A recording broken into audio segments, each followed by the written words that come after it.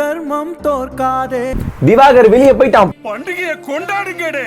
Big pass டே 42. திவாகர் வெளியே போனதான் நமக்கு வெற்றி. ஆஹா, மக்கள்லாம் சந்தோஷமா இருக்கு நினைச்சா ஆல்மோஸ்ட் யார் தெரியுமா ஜெயிச்சா? விஜய் டிவி தான். என்னடா சொல்ற, திவாகர் வெளியே போற நம்ம தானே ஓட்டு போட்டு அப்ப நம்ம தானே ஜெயிச்சோன்னு நினைச்சீங்கன்னா அதுதான் தவறான செயல்.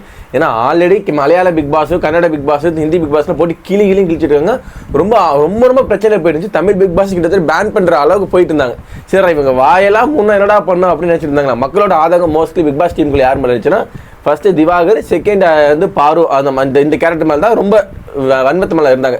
இதுல ஏதாச்சும் ஒரு டிக்கெட் அனுப்புறாமா இவங்களை பத்தி பேசிக்கிட்டு இதை மறந்துடுவாங்கன்ட்டு ஒரு பக்கா பிளான் பண்ணி திவாகரை வெளியே அனுப்பியாச்சு. ஓட்டிங் வைஸ் பார்த்தோம்னா திவாகர் வந்துருப்பாரு. ஏன்னா உள்ள ஆல்ரெடி நிறைய பேர் ஓட்டிங் இருந்தாங்க, இந்த நாமினேஷன் இருந்தாங்க.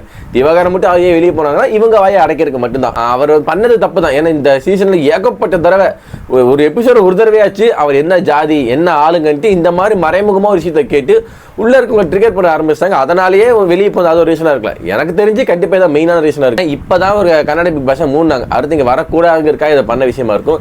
திவாகர் வெளியே போனது எனக்கு எப்படி இருக்குன்னா வருத்தம் தான்ப்பா. ஏன்னா இதுக்கப்புறம் அவனுக்கு கண்டென்ட் தர மாட்டான். லைவ் பார்த்தீங்கன்னா அட்லீஸ்ட் 1 மணி நேரத்துக்கு ஒருக்க தலையை காமிச்சு சண்டை போகிறது, கேமரா ஏதாச்சும் பண்ணுறது, நம்ம கட் பண்ணி ஷார்ட்ஸ் போகிறது, வைப் பண்ணுறது ஜாலியாக இருக்கும்.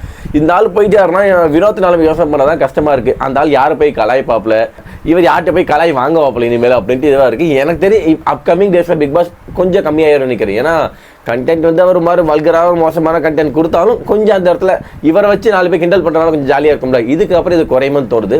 மேபி வைல்கார்டு வேற யாராச்சும் காமெடி பீஸாக உள்ள ஜாலியாக வச்சுட்டு நல்லா நினைக்கிறேன். என்னமோ ஆனால் இவர் அனுப்புறா மட்டும் அந்த தெரிஞ்சு இவங்கள மட்டும் இல்லாமல் கூட விஜய் பாரும் துணைக்கு அனுப்பியிருந்தீங்கன்னா எங்களோட மென்டல் டிப்ரெஷன்லாம் குறைஞ்சு கொஞ்சம் நிம்மதியாக இருப்போம்னு நினைக்கிறேன். வேற என்ன பண்ணுறது, உங்களுக்கு விஜய் பாரு தான் பிக் பாஸ்க்கு கண்டென்ட் கொடுக்குறது கூடிய வச்சுக்க சுற்றுவீங்க. ஒன்றும் பண்ண முடியாது.